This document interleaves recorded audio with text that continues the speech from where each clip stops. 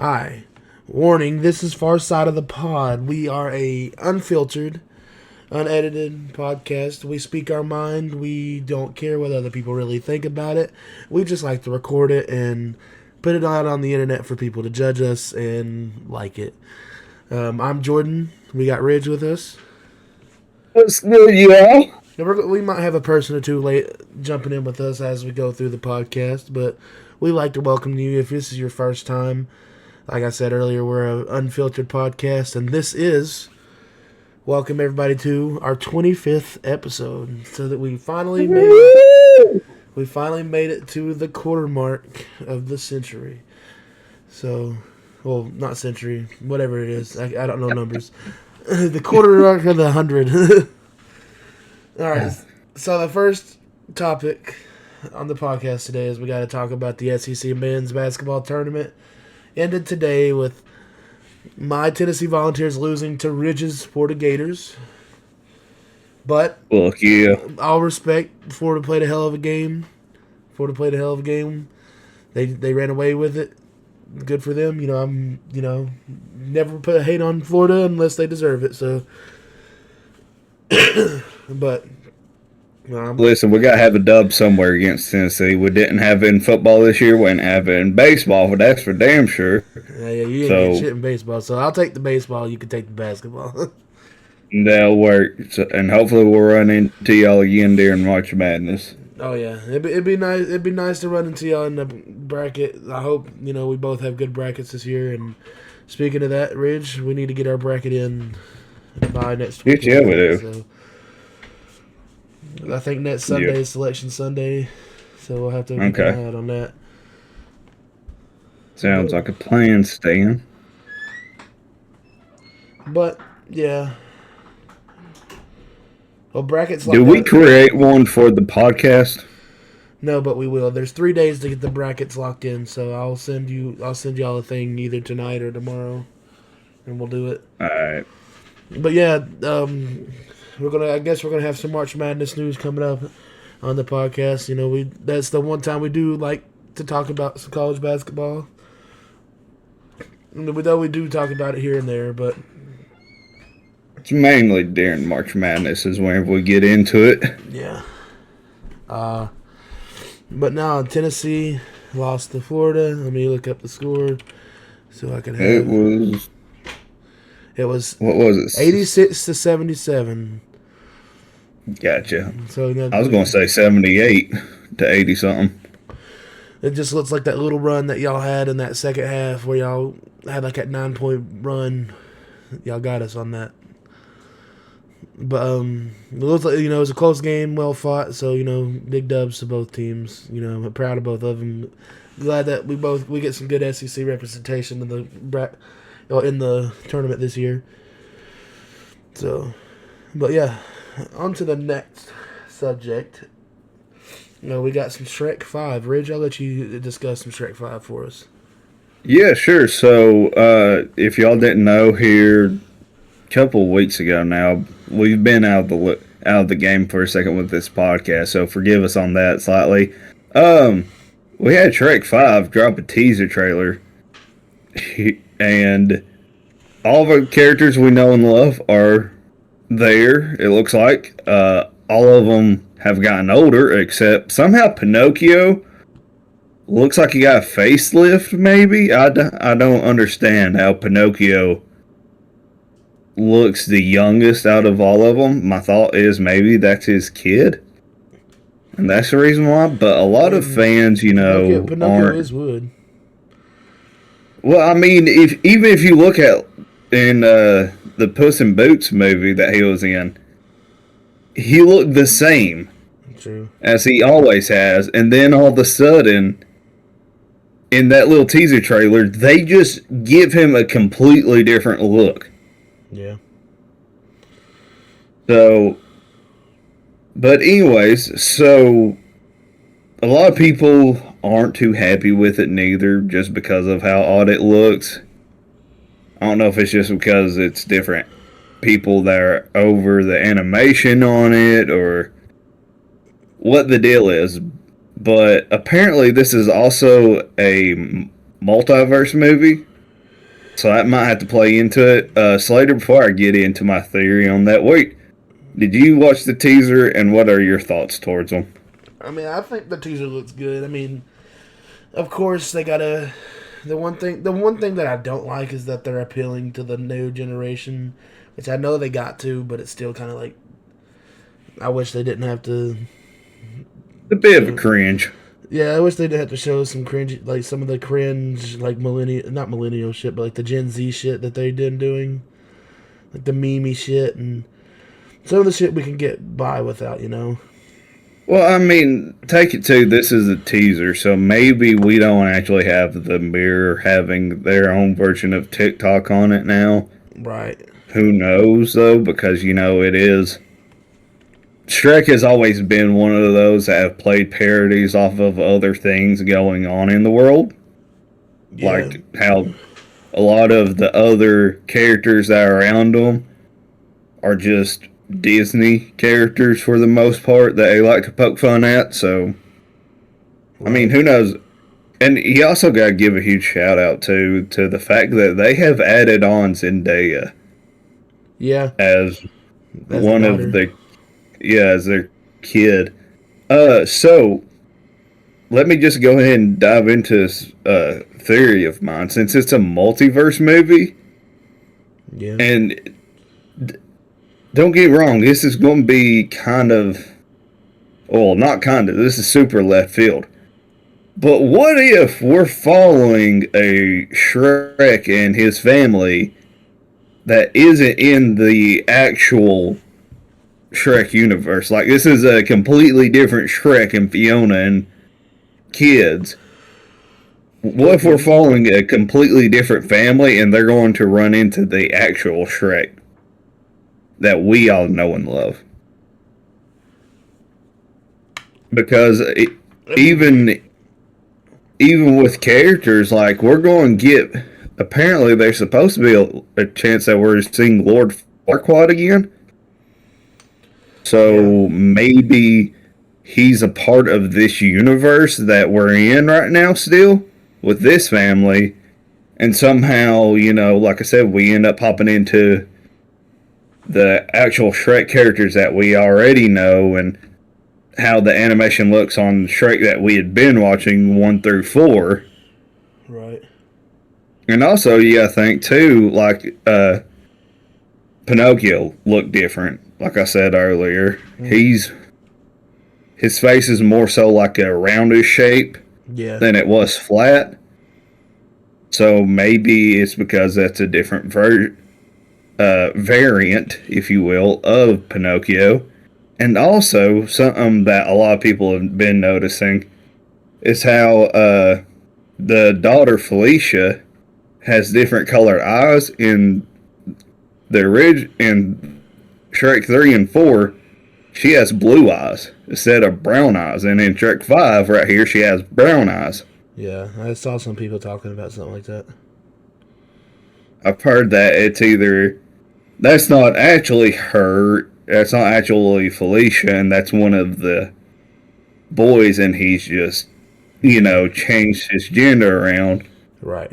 But my thought too is that maybe it's because we're in a different universe with different Shrek variants. So we don't have the normal Felicia with blue eyes. We have her with brown eyes in this one too. Yeah. Like, there's small little details here and there. Mm-hmm. So that's where I get the idea from.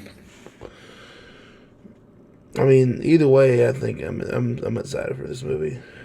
Oh yeah, I've been dying to get back to Shrek. Yeah. Even if it was like a reboot of the whole franchise and we start back at 1 again. Yeah. But that, and another thing that's going to be weird though, if all the characters are aged up in general, what the hell is Donkey's kids going to look like? Because they're part dragon. Do you think they're going to have dad's height or mom's height? That is a good question. I didn't even think about that. That's going to be odd. Yeah, it's going to be weird. But anyway, so yeah, Shrek 5 is going to be coming out, I think, at the end of this year. No, I think it's next year. Oh, is it next year? Mm-hmm. I think Okay, it's next Christmas year. the 26th or something like that. Gotcha. I know that it was either end of this year or next year, but it was at Christmas time because Minion swapped places with it. Yeah. But anyways, that's all I got on that. Anything else? No, that's all I know. I'm excited for it. Hell yeah. I haven't, it's been a long time for Shrek, so.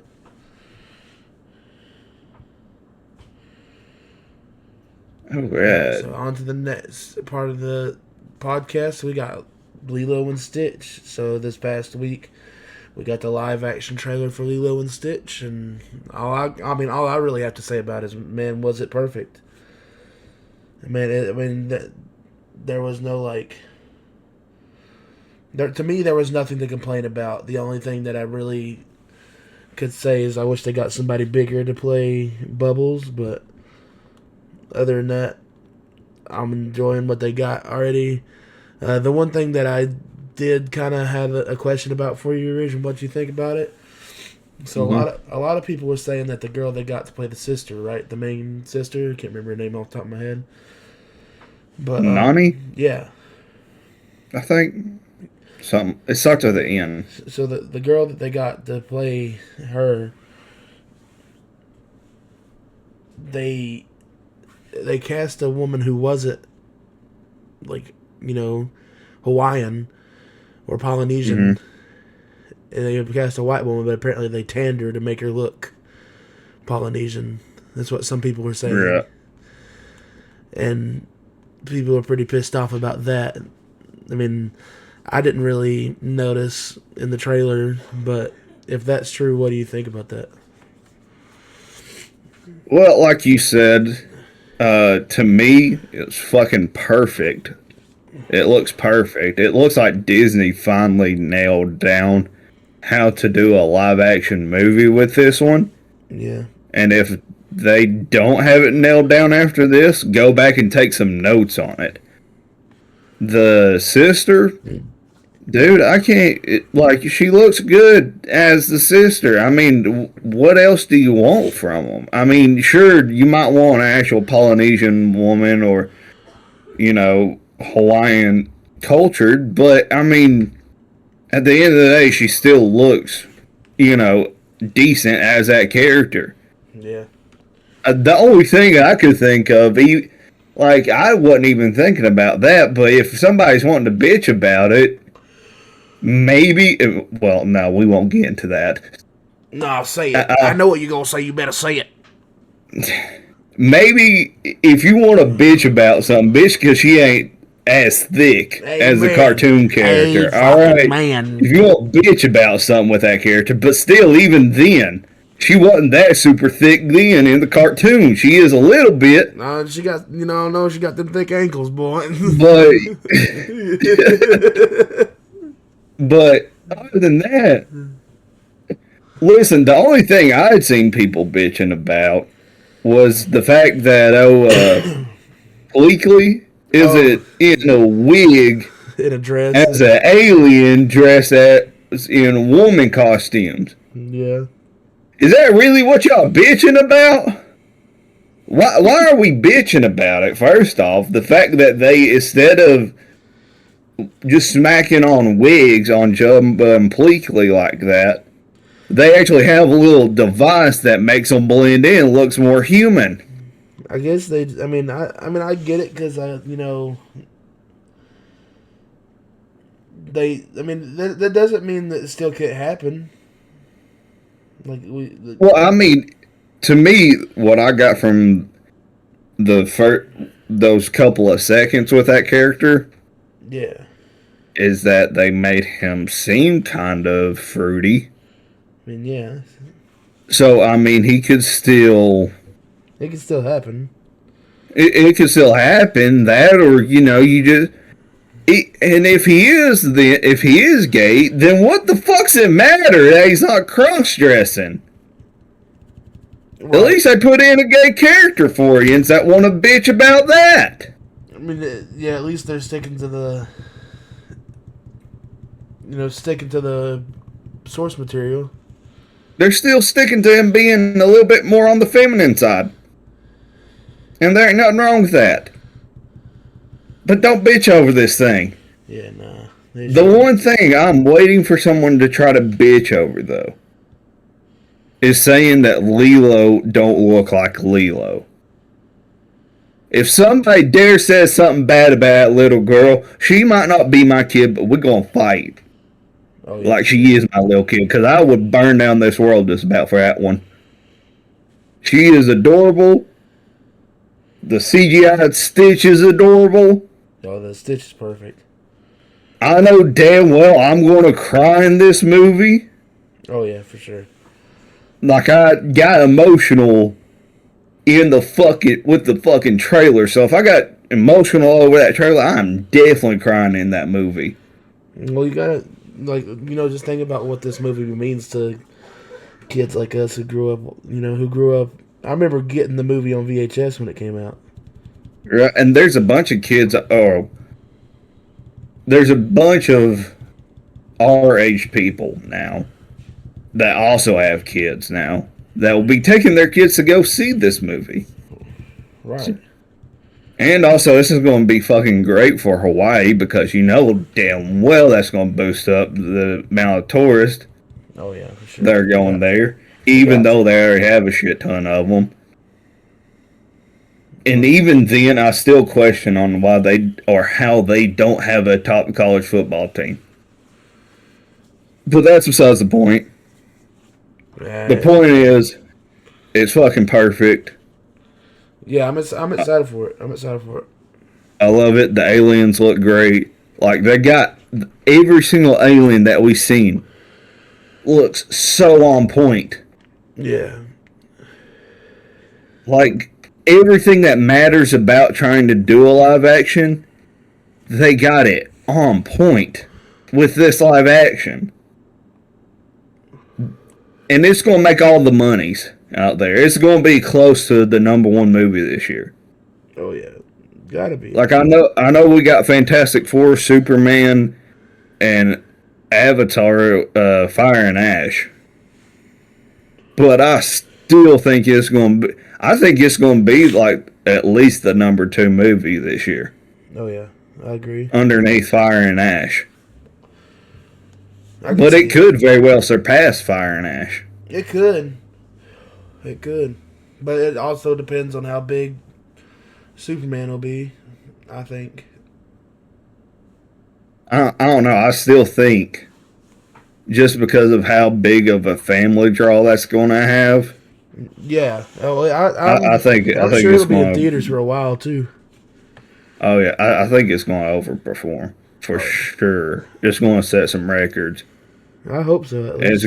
It's going to be the best live action that Disney's had. I think. I sure hope so. I mean, it'll mean a lot to all of us if it does, so. You're right. You got anything else to say on Stitch? One other quick thing. Sorry. I think isn't the guy that's playing Agent Bubbles? Ain't that the dude that voiced him originally?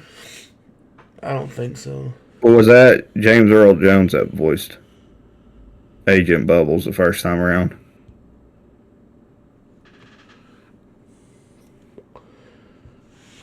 I can't remember who voiced him, to be honest with you. You want to look it up? Yeah, Because I'm so curious over that now. Because I was thinking, like you said, he wasn't that big of a person. It's kind of hard to find somebody of that size, though. I enjoyed who they got. well, the guy that they, inspired him by had to be, Michael Clark Duncan. He's in John Coffey in The Green Mile. Is that who did it? No, Ving Rhames or Rams. Oh yeah, I know that guy. He would have been perfect. Why didn't y'all get him? You ever seen Mission Impossible? Any of the Mission Impossible movies? No.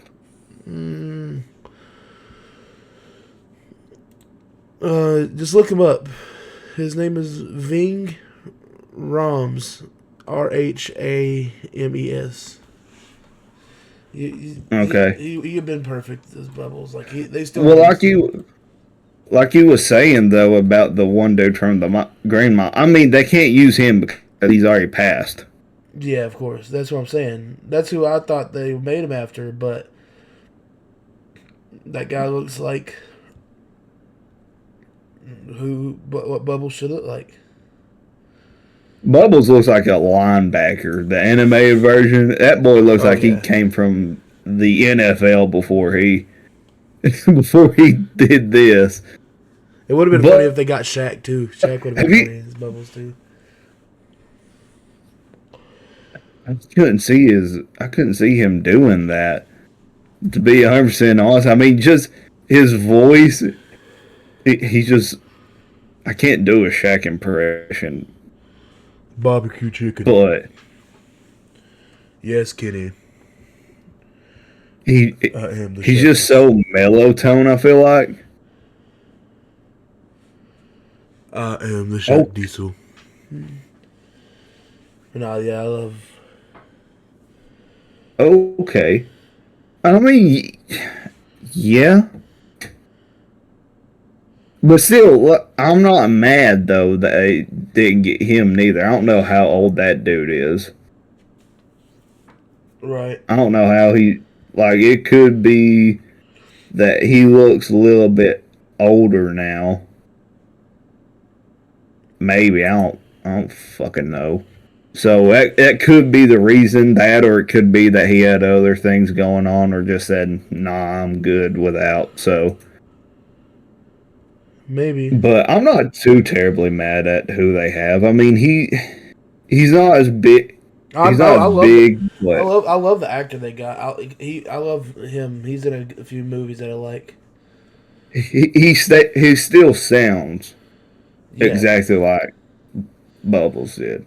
Oh yeah, I mean he's gonna do in the animated. He's gonna so do what we need him to do. So. Have you seen that theory that's been going around that the reason why Bubbles is even around is because either both of or one of Lilo and her sister's mom and dad was in the CIA? No, I didn't hear that. That's apparently a theory that's going around, is that apparently one of either mom or dad or both of them was a part of the CIA. Right. And had worked with Bubbles, so Bubbles kind of was like one of the other overseers to watch over them. And that's the reason why he's so strict towards Nolly or whatever her name is. Yeah. About Lilo. It makes sense. It's good. But yeah, so that's all I got on that front. All right. On the next subject, looks like you said something about Bezos with the 007 franchise. Yep. So apparently, a little bit more. We had talked about. I think it was our last podcast episode. That the creator or the person that was in charge of the 007 franchise, Barbara Broccoli, had stepped down or gave the creative reins to Amazon in full. Well, apparently it's come out, and I can't remember where it's at. You can probably read it on the Hollywood Reporter or Forbes. I'm sure there's a lot of different places to read this at, so that way you can get a better understanding. Apparently, Barbara Broccoli, that's almost a tongue twister to say, said something bad that had to do with Amazon and their creative ways or something. And Jeff Bezos had heard this and decided to pay her $1 billion to go ahead and step down and get out. He didn't like what she had said. He said, here's $1 billion. Get out here. And apparently, she was already on her way out. She just took advantage of the situation and like. Right, pretty much that's what happened. Is that she was already set to retire. Right. And she said something that Jeff Bezos didn't like on her way out the door, just about. Well, not while she was leaving, but before she was going to retire. And Jeff Bezos pretty much probably said, name your price and we'll give it to you and get you out of here. And she said, give me $1 billion and I'll be out of here. Nah, what I was going to say is she made a joke. Like, she probably made a joke about it. Like, he was like, what's going to get you the price to shut up, or can't you just give me the franchise? And she probably said it as a joke, $1 billion. And he was just like, bet. And she was like, oh, all right. Yeah, there's a fair chance that she just said something slightly smart to him, too, at the same time.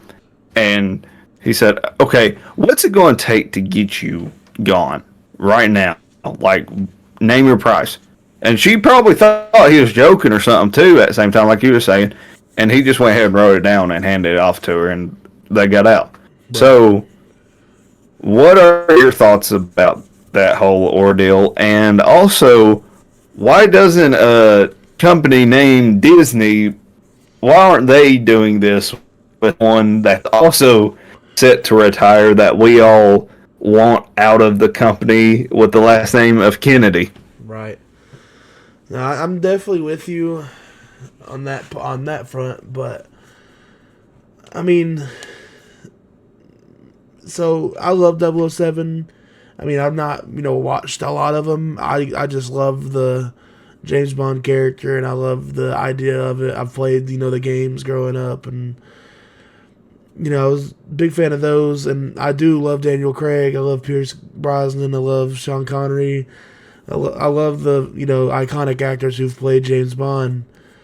And the one thing that makes me nervous is I just hope Amazon does it right. But if Bezos has the love for James Bond as, we're led to believe, I'm sure that the franchise could be in good hands. The whole fact of them pretty much paying that woman to give it up is just, it's almost a smart thing to do.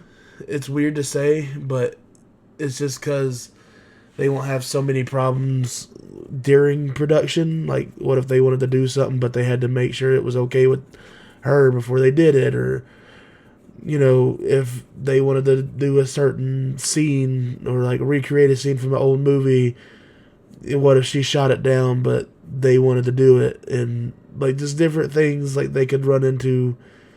It's kind of smart because it's yours to deal with, and you ain't got to ask anybody what they should do with that it. Makes sure that you have 100% control over creative. Yeah. It's kind of like if you look at how like Friday the 13th has been fuck around with. When the video game dropped, it was very popular and ongoing for a while, but the whole lawsuit with the rights for Jason and shit like that went awry with the original owner, and it's like the motherfucker doesn't agree with anything that anybody does. So it's like they can't successfully make anything Friday the 13th related because of him, and that's why that Camp Crystal Lake show didn't happen. And like there's just a bunch of hoopla because this one dude saying no. And right. if the person names a price and Jeff Bezos gives him that money to give him that franchise and he gets full control, he can make that $1 billion back, no problem. Oh yeah, I mean it won't take long at all. I mean, So real he's quick, probably already made it back. But like, right? but to answer your question about Star Wars doing that with Kennedy, right? They could literally Yeah, go ahead. they could literally do that and give the franchise to Filoni. Like, or I mean, hell, I'd even take Feige, but like something we're going to talk about earlier or later. If that's the case, then Filoni or Favreau is the way to go. But my thought is, why can't we have a president of Lucasfilms and a vice president of Lucasfilms, and that be Jon Favreau? Dave Filoni and Jon Bro, Favreau takes over. bro, Favreau. What about Favreau? His name's Jon Favreau, not Favreau. Favreau. People say it differently. Well, real quick, Caleb, welcome in, bud. I see that you're in. I think I know that you're muted right now too, but I figure I'll let you get caught up on this subject that we're talking about, because I also know that you want to dive in with slamming Kathleen Kennedy a little bit yourself. Jeff Bezos. You know it. Jeff Bezos paid $1 billion to get Barbara Broccoli, the person that was overseeing the 007 franchise, paid her $1 billion to go ahead and step down, even though she was already talking about retiring. So what are your thoughts as far as that goes? And then what's your thoughts on why Disney can't sit there and do the exact same thing with somebody with the last name Kennedy? Well, I think that Disney, for the past few years, has needed to take some notes from other companies and the way they do things on a lot of areas. But I'm going to say this. Her coming out and saying that she's not going to retire after all these rumors were speculated that it was coming, that she was going to retire, and finally, just let it rest. It's almost like an FU to all the people, like, I'm going to ruin Star Wars whether you like it or not. And as far as I'm concerned, as long as she is the head of that entire operation, I don't care who's directing it, I don't care what actors they pick, I will not be giving them any of my money. Right. Well, I mean, I'm 100% on board with you. I wasn't even going to bring her up again, but I seen originally, whenever she said she wasn't going to retire, I was ready to slam into this.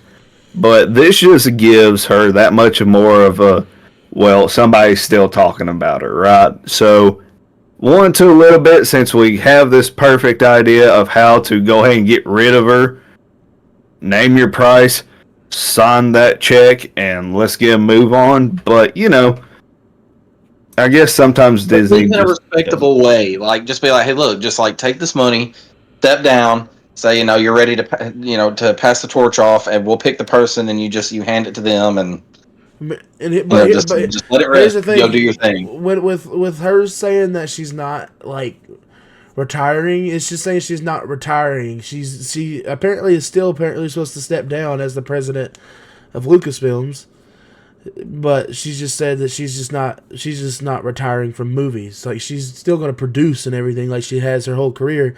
The thing is she's like iconic. She's done some great movies in her producing career, but as long as she's not as long as she's not over Star Wars anymore, that's the only thing I care about. Yeah, that's the thing I care about, because she can do whatever other movies she wants to do. I'm certain she's got plenty of ideas that she's probably put in the back seat, and now she could be ready to use them. And it's honestly for the best if she parts ways, and I think she should. And hopefully Disney picks somebody who really respects the authenticity of Star Wars, what it means to be a Jedi, what it means to wield the Force. The story needs to be compelling. It needs to, it has to. You have to sell it to the right market, and they haven't been doing that. So I feel like Disney needs to hurry up and write that check. Yeah, it'd be nice. So I gotta bring up one thing to you. I just wanted to see if y'all heard about this. I've heard a lot about it over the last few days. Did you hear about that series that George Lucas was writing, or he wrote, that he wanted to do, that was supposed to take place in between Revenge of the Sith and A New Hope? It was supposed to be, dude, this thing was about to be like fucking nuts. It was a series that the budget of each episode was going to be either 40 million or 400 million per episode.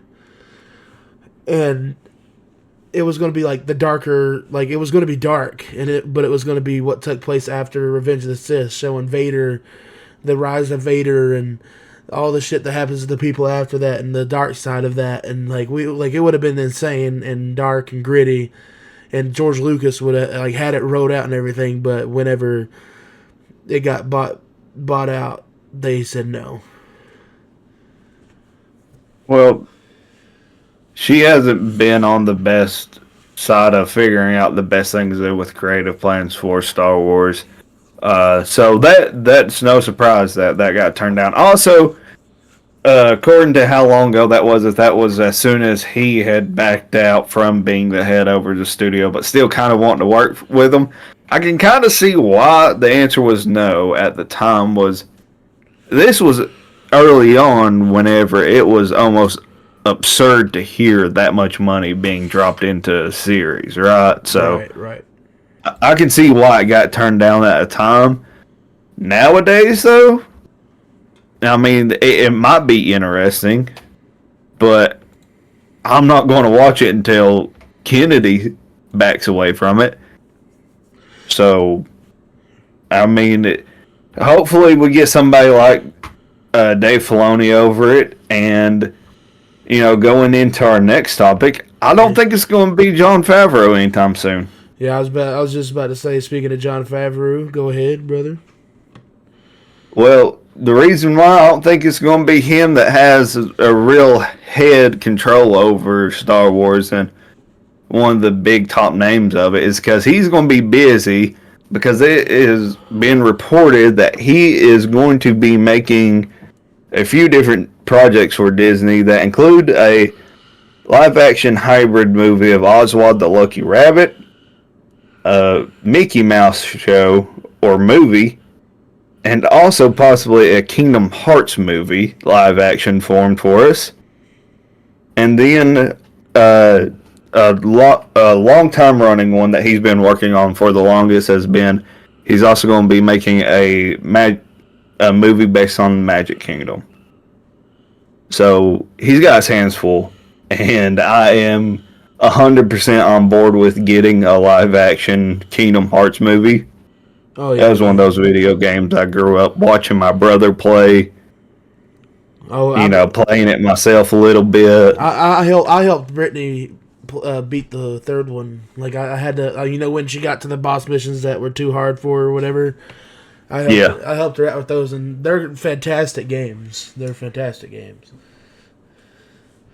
So what do y'all think about live action Disney? And have y'all, obviously, Slider, you've played Kingdom Hearts, right? Yeah. Caleb, have you played it before? Yes. I was about to say, is this something that you're interested in seeing turned into a movie as well? Yeah, I did hear that there were some rumors that we were possibly getting a movie, and it seems pretty strong and likely. Hell yeah. Slater? Yes, sir. What's your thoughts on? I mean, I haven't seen one thing by Jon Favreau that was bad, and I mean, from Iron Man to the Chef to Mandalorian. He's helped with so many things, and he's a legend, and he doesn't get enough credit as he deserves. And I'm glad that Disney's given him some more things to let him shine on, especially things like this. And I think he would be one of those people if they are bringing something like Kingdom Hearts to light. He is one of those people that should do it. So I'm excited for it. I know that he's gonna go into good detail with the games and bring that to life. He's gonna make people who are seriously committed to these franchises happy. And I'm excited to see how they work out. Right. Now, listen, to me, I am 100% on board with him getting to do all this stuff because it's about damn time that Mickey Mouse is getting a live action movie. It's a movie in general that's going to be on the big screen, right? Right. And it's about damn time that we also get to see Oswald the Lucky Rabbit again. So there's a chance that it's going to be, I can't think of is it Epic Mickey? Oh, The one that's a video game with both of those characters? Yeah, with the brush. Yeah. Yep. Yep. I could see it being that as the movie, and we'll have both Oswald and Mickey Mouse and I did hear that a few different characters. I I think that'd be cool. I did hear and that also was with apparently in the pipeline. So also, I don't know, Slater, if you had ever heard of these books or not. I don't know if this was something Brittany had ever read. But if they're going to do a Magic Kingdom based movie, I would love for them to take the story of an old book series called Kingdom Keepers. Oh, it was based around Disney. Yeah, and I think their first or second book was based in Magic Kingdom.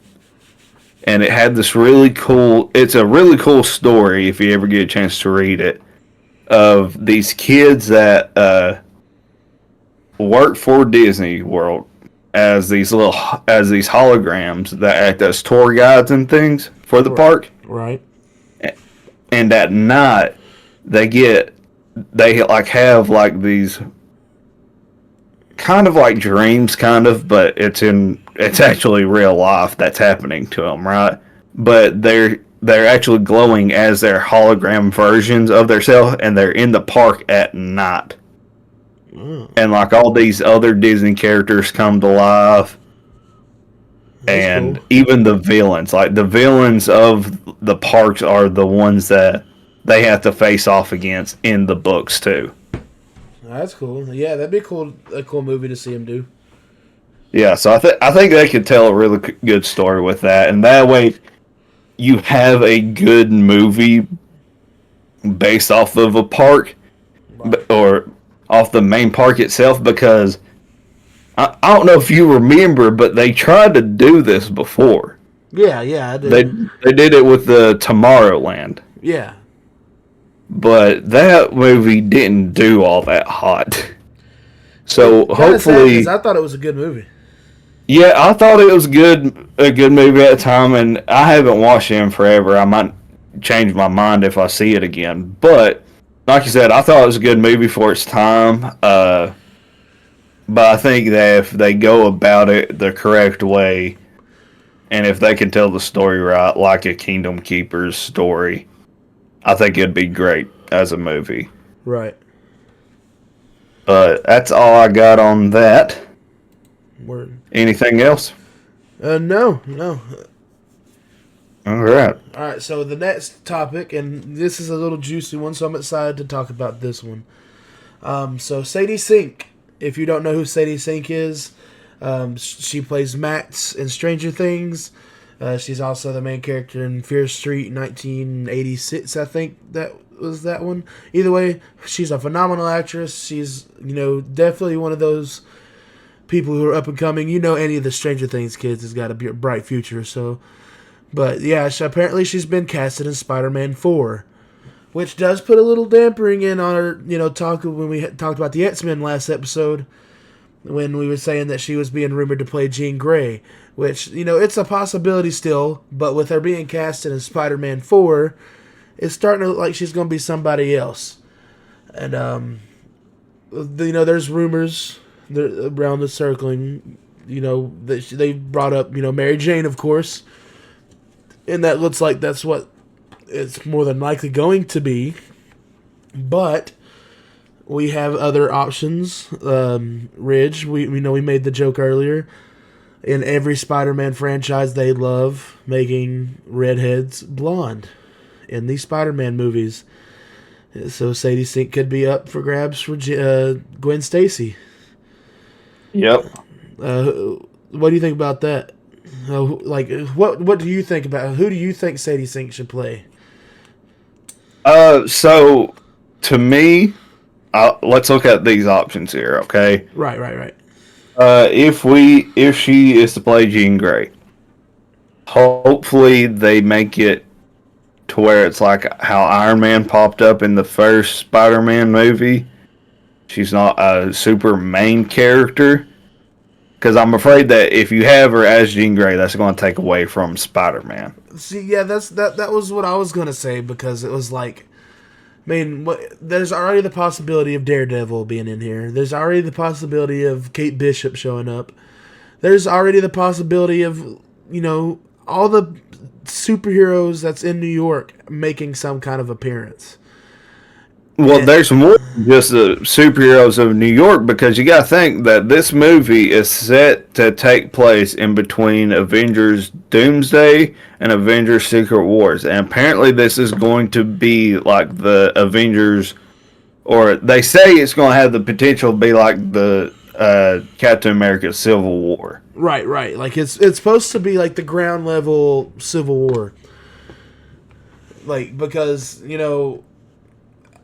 we're not gonna mention Daredevil too much yet, because we're not finished with it yet.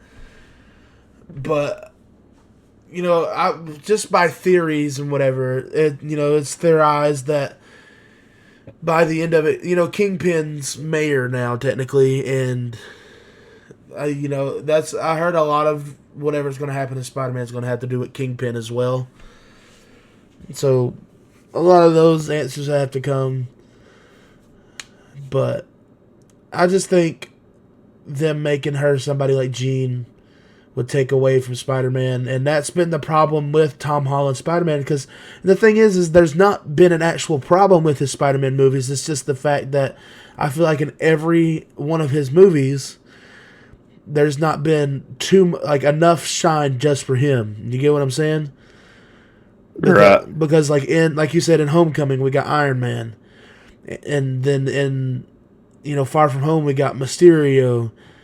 Then in No Way Home, we got the other Spider-Man. And I wanted to make that he's the spectacle of the movie. Like, yeah, I just want, like, No Way Home, yeah, he was a spectacle, but I want him to be the spectacle. I want him to be the character that they saw the movie for and was like, wow, bye.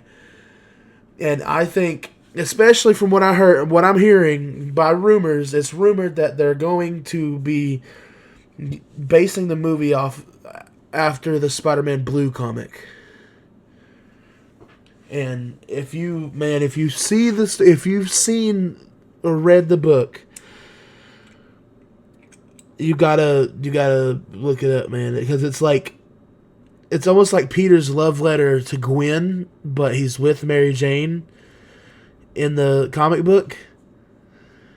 And it's like, I guess it takes place after Gwen's passed. Like, if y'all are listen to this and you know the story of Spider-Man Blue and you're probably pissed off at me because I'm getting it wrong, please don't fucking hate me. I don't know it like that just yet, but I will.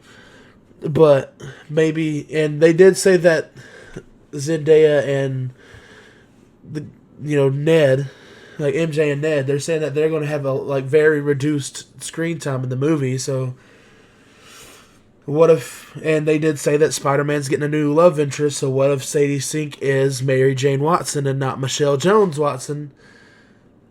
And he, they falls in love with them, and when he kind of throughout the movie, it could kind of be like him being, falling more in love with Mary Jane and kind of being more and more okay to let go Michelle Jones. And by the end of the movie, he's deeply invested with Mary Jane and not Michelle Jones anymore. So my only slight issue with her being Mary Jane is this is a second MJ now, right? Right. I do get that. Do we think that Zendaya and Tom Holland are going to be 100% okay with moving forward. Spider-Man's love interest not being Zendaya's MJ. Like, I understand the thought of. I think so. I mean, hell. I understand, like, oh, it's just a movie, but come on now, they're engaged to each other. I mean, dude, if she's all right with him getting back shots on that Apple TV show, I think she'd be all right with that. And I'm not talking about him giving them; he was taking them. So I think she'd be all right. And that movie Challengers, he let her do that, so I think they'll be all right. True, but like I was saying, it doesn't make sense to now decide to bring in a Mary Jane. Yeah, whenever you sit here and throw out the idea too of, oh, this is his version of MJ. My thing is, I hope that if she is MJ, she's good.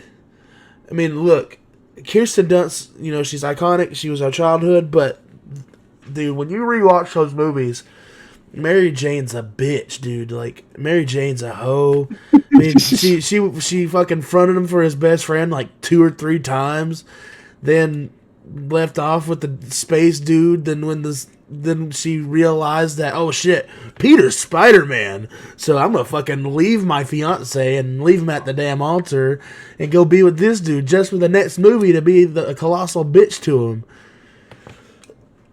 That's not how Mary Jane should be, man. I mean, but it's true. Like, if you rewatch those movies, you see how fucking bad of a love interest she's in those movies.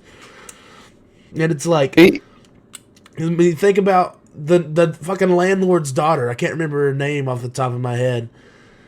But she would have been a better love interest, man. She would have. Oh, lordy. Ursula's her name. But I mean, even Gwen Stacy. I mean, Dallas Bryce Howard's Gwen Stacy. I mean, good lord, she looked great as Gwen Stacy. But it's just, I mean, we've seen how great Gwen Stacy's been. We saw, like, we're seeing how good Gwen Stacy and Miles is with their thing. So, and they said they're giving Peter a new love interest in this, and as much I would, kill for them to do the love interest storyline between him and Black Cat, just because I feel like it would just add a little bit more of the adultness to it, because Black Cat's very, fucking seductive to him. But I think adding a more mature relationship like Mary Jane, just not make her as much as a bitch, would be a great idea. They just need to do it right and make some kind of sense, Since we got a Michelle Jones Watson, if she's Mary Jane, just say her name is Mary Jane, or Mary Jane Wilson or something. So let's throw out these other ideas real quick, okay? Yeah. Now, if we did want a mutant to be in Spider-Man 4, what about Firestar? Firestar's a redhead. Yeah. And Firestar has also been a part of Spider-Man before in the old cartoon series called Spider-Man and Friends. Yeah. So it would kind of make sense if you want to do an X-Men character to use Firestar, I think. Yeah, that would be a new character too, so it got to be introducing with a big actress. Yep. And then there's Gwen, like we said. Maybe it's a far shot, but for some reason they've thrown out that she could be playing Black Cat. I don't see that, but God bless them. We all know why you don't see it, so spit it out. It's just being honest, dude. Like, it's not like I don't think she would fit the character. I mean, she's not that thick. No, it's not. It's not just about that. It's not just about that, dude. It's like, just look at the character of Felicia Hardy and how she's supposed to act, and I just don't see Sadie Sink being like that. You don't see it because she ain't ever done it before, though. Right. That's the thing, right? Like she's not. I've not seen her do it before, so I just. Anyways, and Look, The last name. I'm stuck on the person who I want to play Black Cat. All right, I mean, until they cast somebody and I got a different, clear picture in my head, there's only one person that I want to play Black Cat. So, yeah. On to the next part. Sorry, Rich. No, you're good. You are absolutely good. And then the last name that I heard being thrown out, and I'll shout him out, is Chris with 3C Films, is Mayday Parker. Yeah. Toe Maguire's kid. It would be from the Sam Raimi universe, because apparently there's rumors of us getting those Spider-Men back. Yeah. So if we got them back, we could also see Mayday Parker being one of the Spider Women, and it could be like it could be like a thing that, you know how they had that rumor that when Tobey Maguire's Spider-Man got sent back, you know, different villains from different universes got dumped off into his universe, and like he could eventually become the Last Stand Spider-Man. Yep.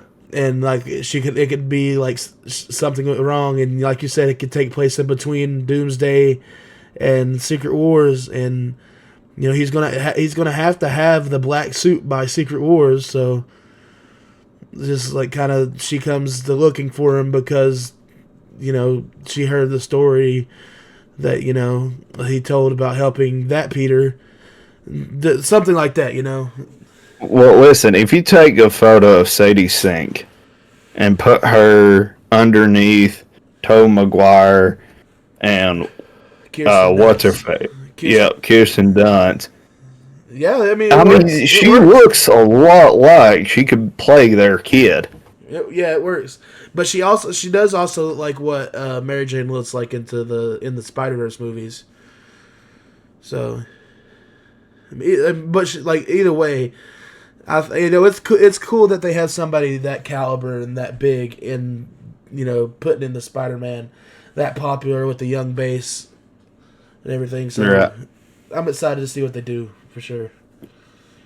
Caleb, any thoughts on any of those names or any other names that you want to throw into the mix? So I did hear about a couple of those names. Okay. Hold on, sorry. No, you good. I did hear about the first one that Jordan was talking about. I saw that, I think, literally maybe 4 hours ago. I read something about it. And I kind of agree with Jordan. As for the rest, I guess we'll just have to wait and see, you know, what they, what is confirmed. But I feel like we're ways away from that, and I just kind of feel like until we find out more, there's not really a whole lot we can say about it. Yeah, I mean, we'll know more here in a couple of months when they start filming it more. I was going to say, it won't be that long because I think they're filming that at the same time as Doomsday, ain't it? They start filming. Well, I know they're filming the next two Spider-Man or the next two Avengers movies, like now. Well, here in like 6 weeks, I think they said. But, right. So yeah, they'd have to be doing it because they said Spider-Man 4 is going to be coming out in the next couple years. So it'd be coming out in between Doomsday and. So yeah, it'd be this movie's going to be out within the next 3 years. Right. So, I mean, we'll get more here soon, I'm sure, but, you know, we'll wait till then to see and come back to this topic whenever we get more news on it. Yeah. Yeah, it's just, I feel like we can't do it justice without having a little more info. All right, Ridge. We're on this week's version of Rumor Has It. Go ahead and take it away, brother. Alrighty, let's kick off this Rumor Has It segment. We got 3 rumors that we're going to discuss today. First one is, rumor has it Daniel Radcliffe is being looked at to play Clayface in the new Clayface movie that's going to be coming into the DCEU. And one of the things to go off of on the reasoning behind him being looked at is because he is the director that is making this Clayface movie has worked with Daniel Radcliffe before. He directed The Woman in Black. so they've had worked together. Yep. I think that Daniel Radcliffe would be great for this role. Oh yeah. And with the direction that they're looking at going with for this movie, and making it like a horror style, body horror, like a body horror style movie, and like think about like how The Substance looked. I don't know if you've seen that movie or seen clips from it, but it literally like there's shit that happens in that movie that's 100% Clayface. And like they can take inspiration from that, and having an actor who is a phenomenal expressionist with his emotions, like Daniel Radcliffe is, I think they could do some magic with that movie. Right. Caleb, thoughts? I don't really know enough about the subject to really, say anything about it. Clayface is a Batman villain. He's like, yeah, I He know. can change forms and shit. Yeah, I just. What's your thoughts on if Daniel Radcliffe played him? I mean, it's okay with me as long as the part's done right. He's a great actor, but feel like maybe sometimes a movie doesn't really need, an S-ranked actor to, make it good. Can we call Daniel Radcliffe a S-ranked actor? I wouldn't say right now. No, I would say he's maybe like an A tier. I would put him about low A to B range, and the only reason why is because other than Harry Potter, a lot of the movies he's in aren't very large and not great movies. Yeah, I could be wrong, but he's had some phenomenal movies. Good movies though. Yeah, he's had some really good movies. But they've been more like independent, like Swiss Army Man and Horns and Kimbo and different stuff like that. And he was in Now You See Me Too, and But this kind of movie, he's not like a huge actor right now, but bringing an actor who's iconic into a movie, to a DC character that not a lot of people would know not a lot about, but bringing in with this body horror aspect, which is popular right now because of the movie, like movies like Substance, and I think it's a W idea from DC and James Gunn to bring something out like that right now, knowing something like The Substance is out now, so it can like kind of bounce off of that. One can only hope. Yeah, for sure. And I think they said this is the Clayface for the DC universe. I also heard it could end up being the Clayface for the Batman universe.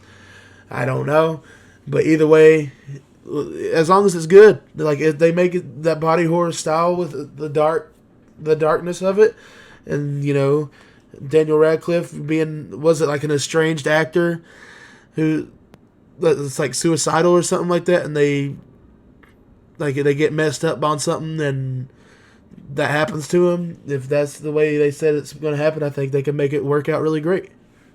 So from what I've heard is that the character of Clayface is an actor that goes to Hollywood, gets turned down, and whenever he gets turned down because of it, he goes to get injections placed in him to try to make him look a lot better and more attractive. Yeah. But just after an X amount of so many different injections, it just goes awry. That's literally sounds exactly like The Substance. Like it sounds almost exact. So like that's as long as they do that right, they got a money maker on their hand. Alrighty. Well, our next rumor has it the MCU has locked down a script for Blade. The script, whoever wrote the script, don't know yet, but apparently the talks are for director is with John Wick director, and I'm sorry if I butcher this last name, Chad Stahelski. That sounds like it So, was right. Yeah, that sounds right. okay, so John Wick director to be directing Blade. To Oh me, yeah. from what I've heard, and I'm sure y'all can talk about this a little bit better than I can. It sounds like an absolute W if he is directing it because he's done so well with John Wick. He'd fit right in with directing Blade. All I can imagine is like, think about how iconic the fucking blood rave scene in the first Blade movie is, and like how it's shot and how iconic and amazing it is. But imagine having that like aura, that intensity with the camera and the fighting style of John Wick's movies is, and like, but with the effects and everything, dude, it would be phenomenal. Like that's so awesome. And going in to a Blade movie with that John Wick style tone, like it would be like it'd be like almost like it was be remaking the 90s ones, and but in a good way, like not, you know, not remaking it, but doing it almost as an homage to it. It'd be very similar in the aura and the style of the movie, and I would love that. It'd be perfect for somebody like Blade. And you know, if they kept that aura, and if it works out well enough, they can carry that same kind of aura and gravity towards Midnight Suns when they finally do it, you know? Right. So, you know, y'all know me, big Blade fan. Love, you know, Mahershala Ali. You know, I've been a writer for him, and I hope he does well. And I'm glad that he's, you know, he clearly wants to be this role because he's still stuck with it after all the shit that has been through. And, you know, I just want him to do it. And, you know, the only thing we've got of him is from the Eternals after credit scene, and it's just his voice, too. So it's like, fuck, I just want something with Blade in it for damn sake. And you know, yeah, we got Wesley Snipes Blade, and if we got more of him, that'd be awesome too. But fuck, we've been waiting for Mahershala Ali's Blade, feels like, for already 10 years at least. Well, there have been some apparent like issues with the writing, you know. And I'm just so glad, you know, for Marvel to announce that they finally got a script locked down is like, you know, that's a miracle in the scenario that they had. And think about how good this movie could be with somebody like Mia Goth playing the villain. And like Mia Goth still connected to it too is like insane.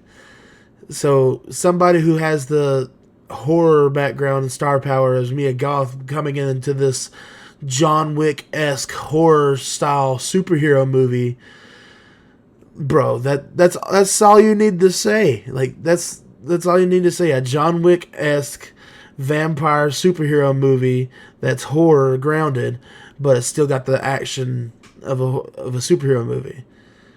Like, dude, that's it. That's sold. Yeah, I mean that's immediate. Here, take my money. When do you need my money? Here it is.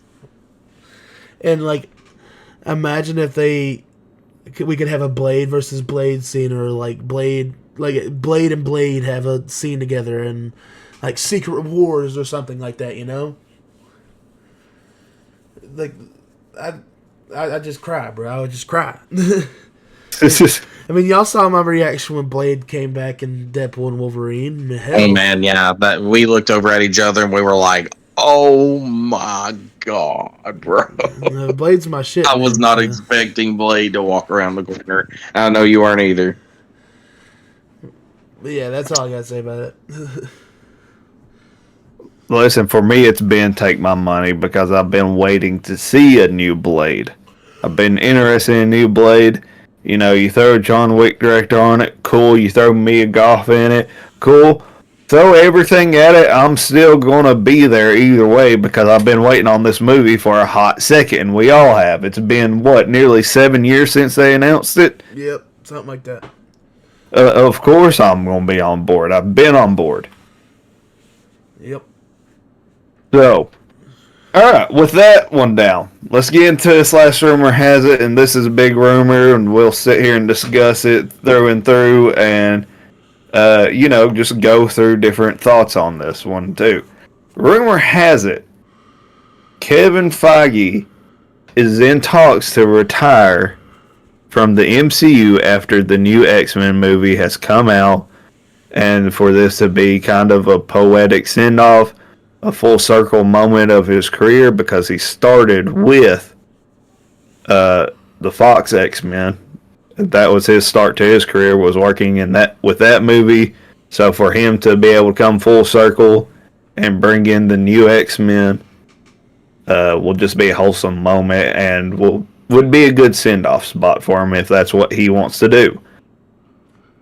So the thoughts that I have for you guys is, A, what are your thoughts, obviously, on the idea of him possibly stepping away from the MCU? Maybe retiring, maybe picking up Star Wars. Who knows? We'll see. But also, who do you see taking over? That's what I was thinking about.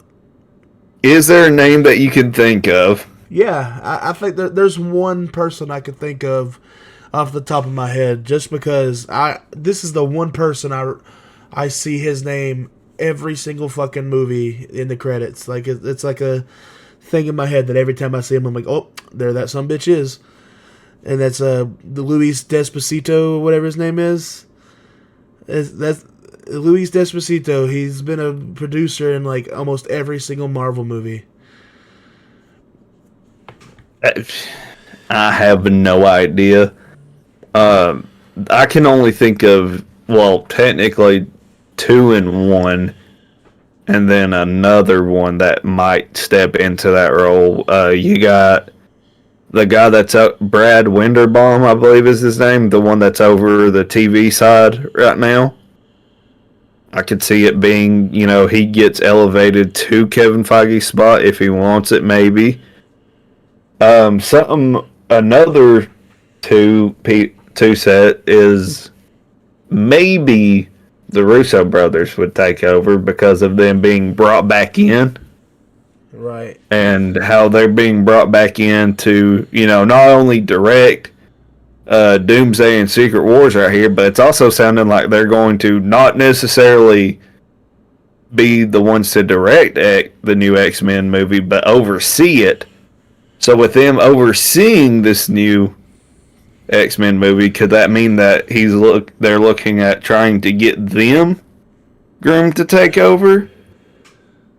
Yeah. My only slight issue with that is... Hey, sorry for interrupting you. But the backup, you know how I said about Luis Despacito? It's like Despacito. He is also the co-president of Marvel Studios. Okay, so, yeah, I mean, that's a good name, too. My only issue, too, and like the Russo brothers could just, if they did come in, could end up like James Gunn and only be overseeing the creative side, right? Right. My only issue is that I don't know if they're good enough to stand on their own with the creative and not just being in collaboration with Kevin Feige. Because if you look at any of their movies outside of the MCU, they haven't done good at all. Gray Man hasn't done good. This new movie that's come out that they've done here recently on Netflix, it apparently has bombed. Yeah. So I don't know if it's just because they're not in the comic genre and they're really good at the comic genre, or if they're just not good at taking over the movie side. I just think that their niche, like where they get the best of their best, is Marvel. So, it wouldn't be the worst of ideas to have them take over if Feige stepped down. To me, you definitely have to have somebody that's... I think that the DCU formula of having someone over the business side and having someone over creative side, that's the way it needs to be. Because I don't want this to become something like Star Wars, where we have somebody that's been a producer on these movies that steps into the role of the head over the studios but doesn't do a damn bit of good. like Kathleen Kennedy has been, Yeah. and can't really take that role on. So it'd be definitely interesting to see not if, but when Kevin Feige does decide to step down, whether it's after this new X-Men movie or, later on down the road. It'll be really interesting to see who they decide to put into those shoes. It will be. It will be. Caleb, what's your thoughts? Do you have an idea of who you'd like to take over? Do you think that, Kevin Feige will step down after the new X-Men? I mean, it's definitely possible. He could be, ready to just settle down and enjoy what he's made over the years. But honestly, I don't know who could replace him. He's done a lot of incredible work for Marvel, and for a lot of other industries. So I think that if he does step down, it'll be a really, really sad day. But also, if it's handled properly, it could be the beginning of something special in the line of superhero movies and other kind of projects that they have. Right. And, it makes sense, too, if he does decide to step down, because he's been with Marvel for, hell, I know at least he's been there close to 30 years, if not more. The MCU in general, not that long ago, got done, or has been celebrating their 20 years. So... And that's so crazy. That's so crazy because I remember when Endgame was being fucking... Like, when it was, like, right there with Infinity War and Endgame, and it was the 10th anniversary. That feels so fucking weird that it's been that long. Oh, my God. It makes you feel super old, super quick. Yeah, it does. But, and if the rumors are true as well that they're going to reboot the MCU afterwards, have, like, a soft reboot, it's not that bad of an idea for Kevin Feige to say, you know what? It's a new clean slate for the MCU after this, so I'm going to go ahead and hand off the reins to someone else. Yeah, I would understand, and especially if he does take over Star Wars, he could be like, I've done that, so now I can focus on this. And that way he can bring a revival to Star Wars, like he did with Marvel, Right. My only thing is that even if it's not after the X-Men, the thing that I'm going to hate is having to hear all the people that are going to say, well, great, now that Kevin Feige's gone, the MCU's dead. The MCU's dead, there's no hope for anything else that's going to be coming out because if we don't have Kevin Feige, we don't have a good MCU. Guys, if we don't have Kevin Feige, the world's still going to fucking spin over at the MCU.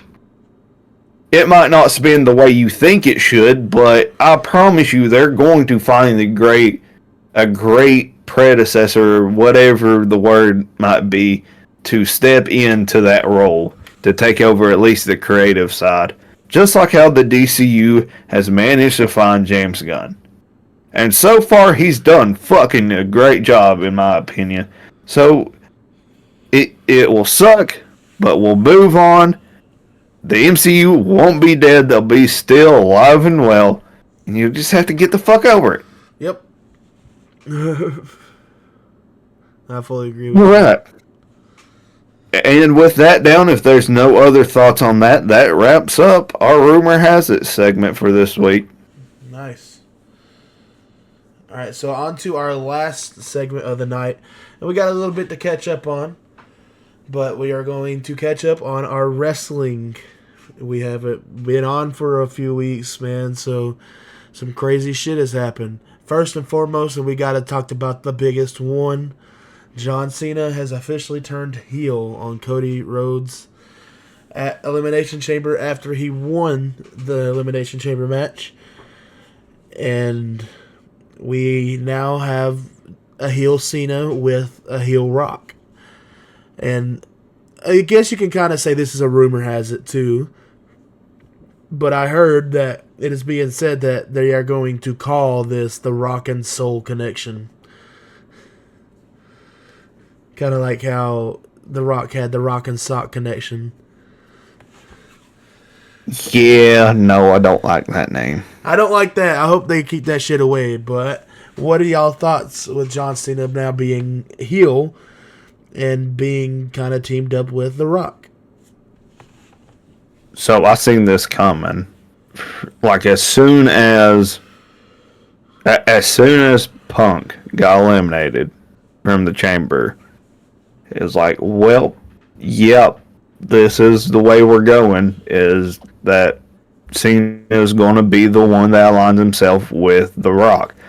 Because I did not see a world where we was getting Cody Rhodes aligning with The Rock. After everything that has gone down between the two of them, there was no chance in hell that was happening. I don't care what you might have saw or anything. They are still connecting it all the way back to the last WrestleMania. And, you know, it just... I seen it coming down the pipeline. A lot of people might have not originally liked the idea of Cena being heel. But, you know, I don't mind it. It's going to be different. It's not what everybody was expecting to have happen. And if I had to imagine it, he's going to win the title. Yeah, I think he will too. And Yep. I think that, I think, you know, kudos to WWE. I think it's, you know, one of the greatest. It's the best heel turn of all time, and that's not even just me saying that. That's WWE themselves saying that. And you know, it was so like mind-boggling because Cena's been the face, the face of the face. Like when you thought of, he was like how Hogan was. You know, Hogan was the, you know, the eat your greens on the Wheatie boxes, you know, All-American Man. And think about all the fucking Make-A-Wishes John Cena's done. And the fact that in 2011, after he got beat by The Rock at Mania, they wanted to turn him heel. He had the song recorded, he had the merch made, and everything. But what set it off was he told them that with him turning heel, that the Make-A-Wishes would stop, because he would have to keep character. And they was like, yeah, no, we can't do that. So that's why he never turned heel. And now that he's on his farewell tour, we can finally see this, and it be with The Rock just makes it even better. And I'm just, the one thing I've said to Caleb and other people is, people who are watching now, not a lot of them remember how Cena was before he was the hustle, loyalty, respect Cena. Like before the Chain Gang. Like when he was the Doctor of Thugonomics and he was the Ruck Fools and all that Cena, like he was this, like, people don't know how fucking brutal of a heel he was. Like when it comes to, like, dude on the mic is insane. Like the shit that he used to say back in the day, he could not say today. And I don't think people are ready for this shit. I think it's about to be amazing. Like, I think it's about to be some of the best. I mean, WWE's been on a roll for the past few years, but I think this is just going to be even better, you know? They're just going to keep getting better with this shit, man. I'm going to go ahead and warn y'all, too. Especially if you, like, let's say y'all are, if anyone is like me and planning on going to SmackDown in the future whenever it comes to your town. Yep. If you see John Cena's name pop up as he's going to be there, don't 100% think so. Alright, I'm just going to go ahead and throw that out there because I think that to be able to build off of this ultimate heel character of John Cena, you could advertise him and then him not show up. Yeah, true. That would be a great ticket sales pitch of saying, hey, you'll want to come because we'll have John Cena here, But it depends when on you get there, he's not there. it depends on how long they plan on having him heal too. I think they'll have him heal this whole run. I mean, a lot of us, like I know David said that he thinks that he'll be healed till SummerSlam. I think this heel run is going until. I don't think he'll end his career as a heel because that won't be the right thing for him. I don't think. But Did you think the right thing for him was going to be to turn heel though? I mean, I definitely didn't think that they would do it. That's for damn sure. But hell, they did it. So you never know. I mean, I never know what they're going to do. You never know. I think he'll stay heel until he loses the title. But I swear to God, if Ric Flair fucking shows up and says, "You ain't getting that 17th title without fucking me," I'll be. He's not showing up. I'm just going to go ahead. Ric Flair's making posts all over fucking internet saying that John Cena ain't getting that 17th title without going through him. And it's like, motherfucker, I told Caleb this the last time. I was like, you better not do another fucking match, especially when the last match you did, you faked having a goddamn heart attack in the middle of the match. You don't fucking... You know what? I'm fine with him showing up just so that way he can get broken in half.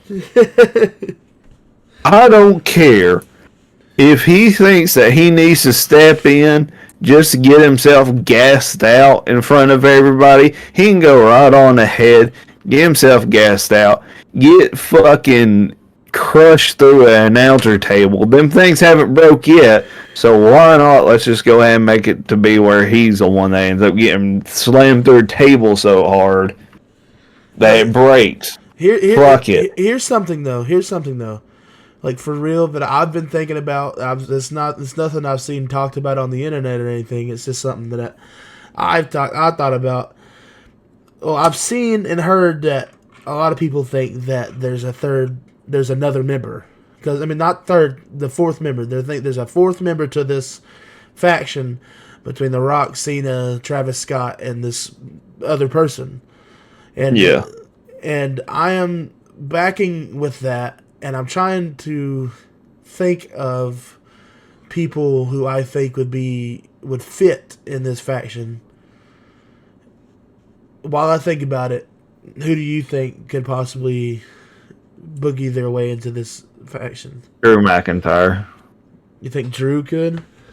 Drew McIntyre, he's had the back, like, if you've noticed a couple of times that whenever The Rock's had interviews about wrestlers and whenever Drew McIntyre's, they've talked about each other a bunch. So for you to already have the heel in Drew McIntyre and him, right now he hasn't had that great of a run with winning or anything because he's been getting rolled up like crazy and, he hasn't looked as strong as what he can. Maybe aligning him with the likes of heel Rock, heel Cena, and Drew McIntyre, that's a good powerhouse team. I just thought about, what if someone brought up to me, what if Austin Theory would be the fourth, because the only reason why that would make sense is because Austin Theory was touted to be the next John Cena.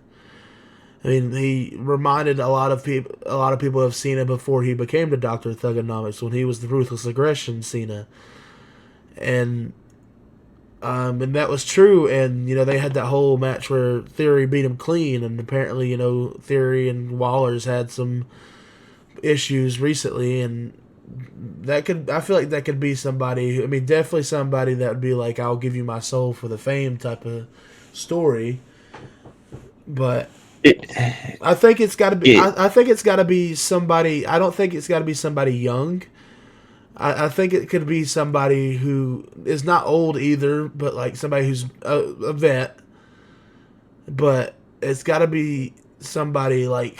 The one thing is I don't want it to be somebody who's been dealing with a faction. Like, I would say somebody who I think would be great in this type of situation. I think Dom Dominic Mysterio would be great. But the thing is I don't really want to see Dominic Mysterio dealing with another faction. I want to see him shine by himself more. Because, he's not been done anything by himself, pretty much, But The only other one I can think of that I might throw out there as somebody that could join them, let's just throw Rhea Ripley in there. See, I was thinking that too, because think about how the way she's been acting, like after she lost the belt again, and like she could crash out and go back to being heel and be like, fuck it, I want my shit back. Well, she is going to be a heel, I think, for this little run right here, because I think no one's going to boo the new champ. Bianca Belair isn't at a good place to play a heel right now. If the storyline with her and Jade Cargill would have played out differently, where she was the main antagonist, then sure. And that's a whole nother thing that we can get into. But to me, the one that makes the most sense right now to be the heel is Rhea. Yeah. We'll have to see on that. But I'm excited to see what they do. I'm excited what they do with this faction. I will say, I'm excited to see Cody Rhodes give Travis Scott his receipt back, boy. Yeah. Travis Scott. Oh, yeah. I'm ready to see that because, well, you know what The Rock told him? He said, I mean, if you want you to get your shot in, then, you want to get your hands bloody, then get your shot. Make sure you just get your shot in. And he sure did, didn't he? That motherfucker busted Cody Rhodes' eardrum and blacked his eye, and fucking it was either on Monday or Friday. Whatever Cody was on, and you could see his black eye, and I was like, damn, dude, like. Yeah, and he had one of those the cotton balls in his ear, and it fell out. So he was just like, whatever, just went out there anyway. And I was like, man, dude, Travis Scott about to get his butt kicked in the ring. He's about to get a legendary receipt, dude. And Travis Scott and Bubba Ray Dudley's been going back and forth with each other on social media because Bubba Ray said that Travis Scott should get his ass whooped. And it's just been funny. I'm excited to see what they do, though, because I think this is peak. I think it's absolute cinema. Wrestling has always been... It's been great for me the past few years. It's exciting to be a wrestling fan again, and whenever SmackDown comes to Knoxville in May, it's literally that weekend right before me and Mikey are going to Atlanta, and I'm just like, fuck, I still gotta go, man. I've got to go to this, man. I want to see it, man. Wrestling's awesome. Man, I think in general right now with wrestling, it has been wild. Like, you have no idea what's going to happen for WrestleMania because of how many different fucking title changes we've already had. Yeah. Within, the past, 4 months? We've had a women's title change, tag team title change, championship, the U.S. title has changed hands. Let's see, what else has changed hands? Even in NXT, they've changed titles. Yeah. So, I mean, you have no idea who's about to walk away with what title or who's going to retain their title, what's about to happen, because everything has been... They said that you weren't going to be able to expect anything and whenever you go into WrestleMania, and boy howdy, have they kept their promise and swerved us all left and right and up and down every which way possible with all these different changes that are happening.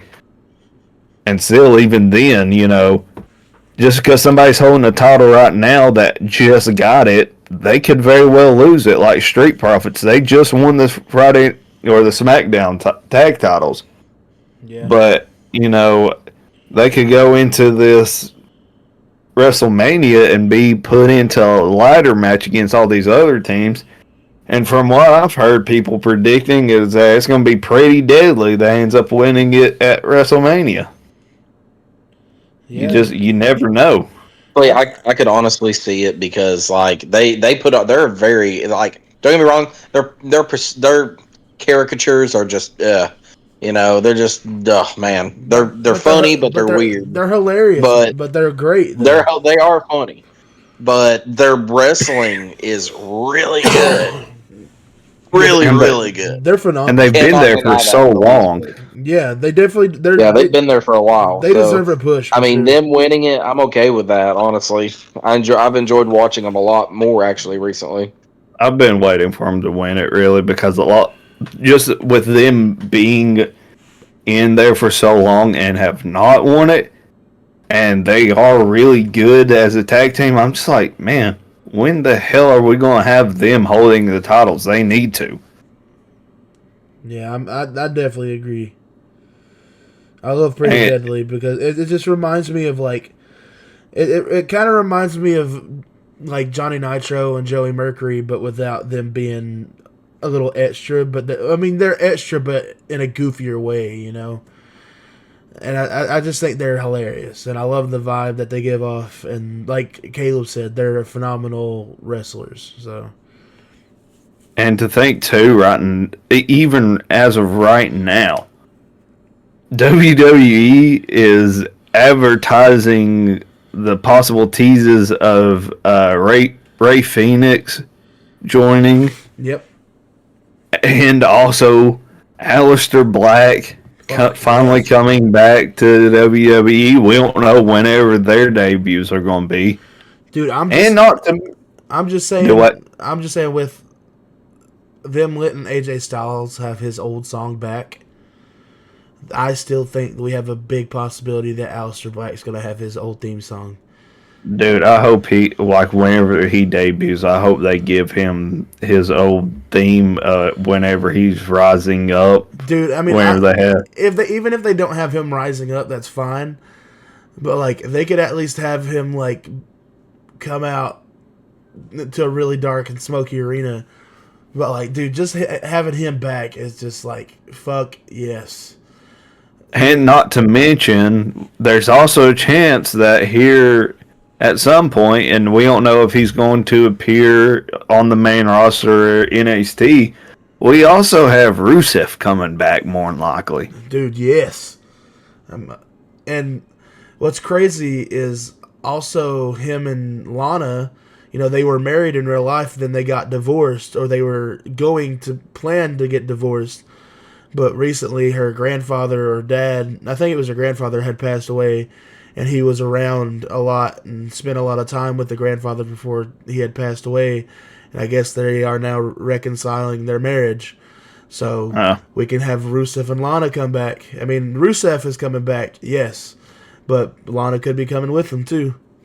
Just as long as we don't get another damn storyline with Lana like we did with her and Bobby Lashley, Oh, yeah, no. Please, God, no. As long as we don't get that shit again, I'll be fine. Yeah, please, God, no. I will tell you this, too. I think that there is one wrestler, like, we're getting a bunch of people from AEW coming back to WWE now, which, I'm glad. There is one wrestler, though, in the WWE that I think would benefit from going to AEW. Who? And that's Shinsuke. Yeah, maybe.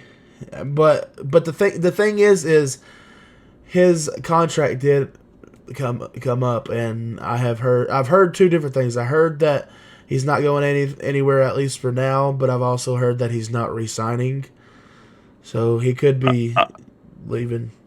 I've heard a very close person to him passed away recently, and that was a big reason also why he was wanting to drop the title.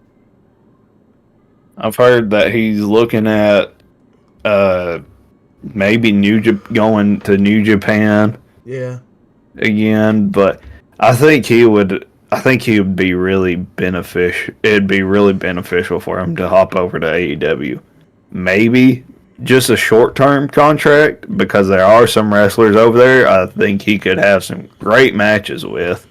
I mean, you could. I mean, think about the matches that he's already had with Kenny Omega and the things he could do with Okada, and Right. People like Osprey and Hangman. I mean, he could have some great matches. So I would like for him to at least do like a 1 to 2 year contract with them before heading that to Japan fully. Because I also think though that even if he did head to AEW, he would get good matches for like the first bit of his contract, but after that they might push him to Ring of Honor. Well, remember that AEW has like a partnership with New Japan. Right. So they, like, people who are in AEW can also be in New Japan. So Unless he decides to sign with Noah. or if he goes to New Japan and they have a Forbidden Door event, and that Forbidden Door event could be him versus Omega or him versus Okada or something like that. Yep. They could do some shit with him. That's for sure. And it probably would be beneficial for him, though. The thing is like, I feel like Shinsuke hasn't been great since he turned heel at Mania after losing to AJ when he won the Royal Rumble. Well, I don't think he's been great because they haven't used him. Right. It's not because he doesn't wrestle good. It's just they haven't used him. They haven't figured out a good way to have a storyline for him. I thought he was going to do something really cool I thought they was going to do something really cool with him in this new heel gimmick of his. Right. But they haven't capitalized on it. I don't think they know how to. And I think that it's just going to push him away. I think he won't re-sign. I think that he'll go on to New Japan or AEW and thrive elsewhere. Right, yeah. And sometimes that's just for the best for some wrestlers. I mean, though I'm not the biggest fan of him, Ricochet, he's doing better at AEW now. I mean, look at Ricky Saints, when he was Ricky Starks in AEW, got to the point where they didn't even know what the fuck they were doing with him. Now here he is in, NXT, and he's got, a whole world of things to do. And even look at Ethan Page, man. Ethan Page, he was in AEW, and he wasn't even at the top card. He wasn't even really a fighter for the the heavyweight championship. But now here he is, and he's already been NXT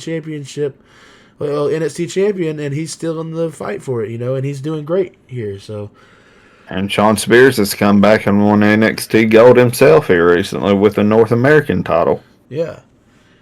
And, I mean, Stephanie Vaquer, look at her. Now she's the first ever women's double champion in NXT. So, but if you look on the other side, too, the Hurt Syndicate, formerly known as Hurt Business, of MVP and Bobby Lashley and Cedric Alexander, they're doing great over there right now. And the thing is though I hate that they couldn't, like, Shelton Benjamin and Cedric Alexander didn't blow up, here in WWE, which, Cedric Alexander, I've been a fan of him since the 205 Live era, and during him and Buddy Matthews, their feud, dude, he's got one of the best finishing moves of all time. The lumbar check is amazing. But, like, also Shelton Benjamin, he's been one of my all-time favorites ever since I was a kid. He's got one of my favorite finishes of all time. I remember when he was the gold standard.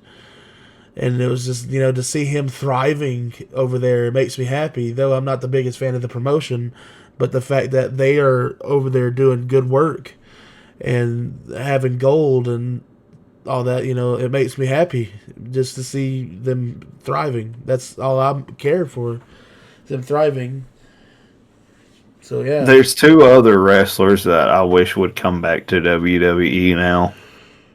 And one of them's Buddy Matthews. Yep. And the other one, and I don't know where he's been because I haven't even seen him on AEW. He might be with Ring of Honor right now. Keith Lee. Yeah, I don't know where he's been. I don't know. Where the fuck's he been at?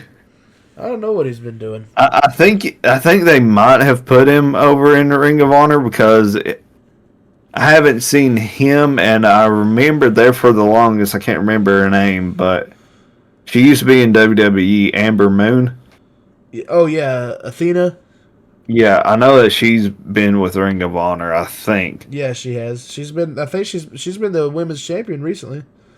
Right. But I think Keith Lee, if he would come back to WWE, dude, could you imagine a match with him and Bronson Reed? Oh yeah. Oh my gosh. The match is him just the amount of different lineups I can think of right now. Like even him and Jacob Fatu would be a great match. Dude, Keith Lee hasn't wrestled since December 23rd of 2023.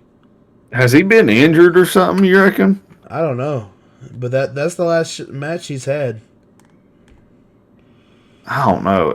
It might be though that He's 40 years old. He could be just retiring, man. I was about to say he's on up there in age, so he might just be out the ring for good now. He might have decided to retire, or he got injured and decided it's time to get out of the ring. But man, he was one of those that I was really looking forward.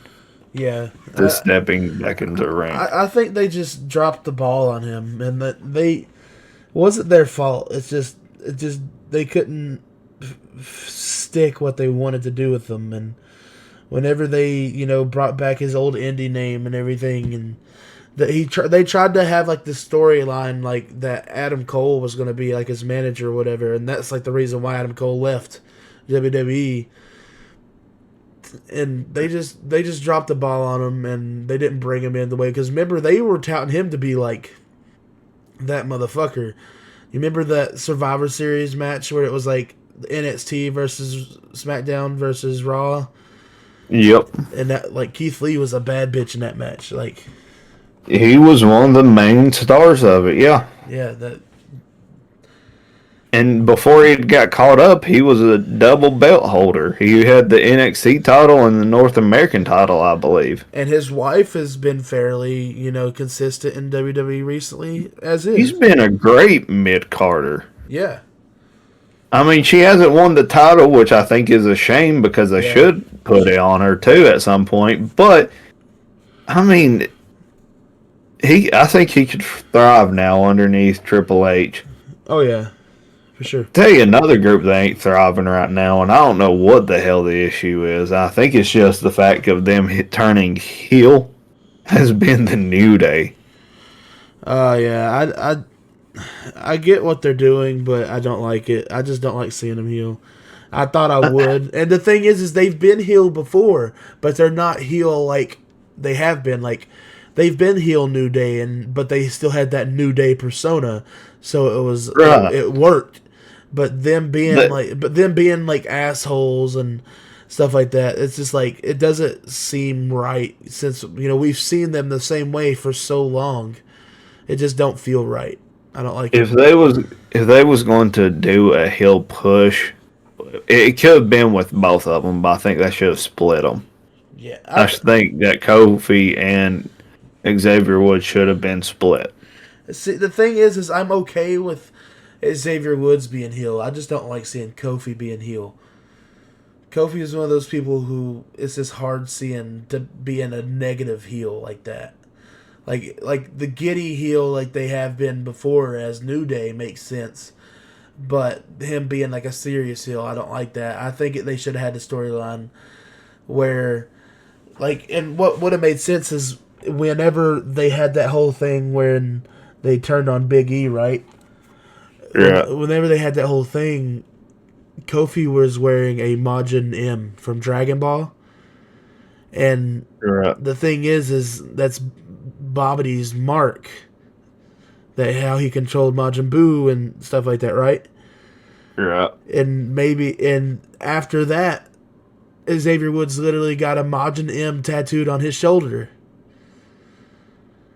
And people was like, what if they had that connection where it was like Xavier Woods was trying to control Kofi, and that got exposed, got exposed like with how, how Final Testament was trying to pull him in and everything. But like, say it got exposed and it led to a match between Xavier Woods and Kofi, and they could build it up till WrestleMania, and they could have had Xavier Woods and Kofi with Big E in Kofi's corner.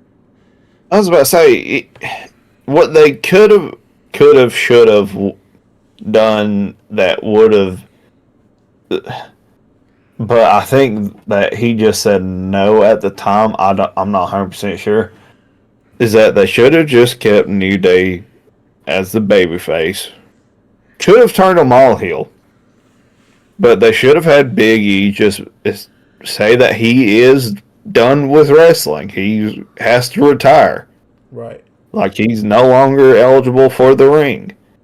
But have him become the New Day manager and still be able to be out there with the New Day. Yeah.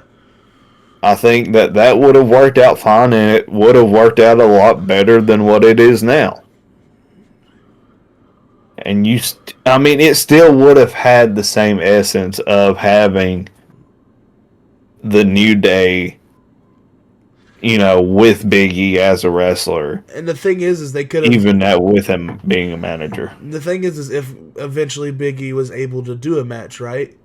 He could still be a manager, but they could have a storyline to where something happens and he, gets attacked and he retaliates and it sets up a big match and he goes off and big pop moment type thing. Like, they're missing things, and it's just...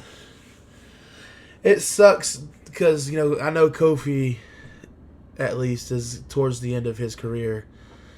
And I don't know, it's hard to... It's one of those things that's kind of hard to stomach because not a lot of people recognize the impact Kofi Kingston has on at least our generation of wrestling fans who grew up watching him, because he was always the kid that the person you liked. He did the cool moves. He had the cool persona. He had the cool entrance with the fireworks and the boom, boom, boom, and the cool move. If you didn't know better, you thought he was actually Jamaican.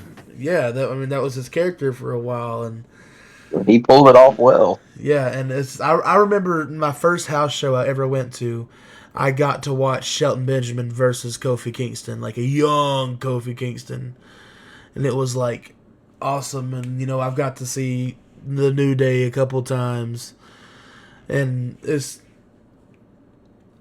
sucks to see them having a mid-ass ending.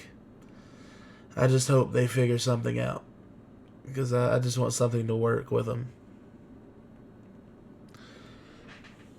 Yeah. Well, boys, that's all I got for tonight. Yeah, I think I'm about done with that too. Yeah. What about you, Caleb? Well, yeah, I think we covered quite a bit of stuff. I was going to say also, I think we should all be excited for the new Fallout Season 2 that's, being filmed right now. If anybody's seen the camera shots of New Vegas and the Strip, it looks really, really good. It really does. I mean, it's so accurate, and I was like, man, I can't wait to watch them walk down these streets. One thing I do want to bring up, watch out next week.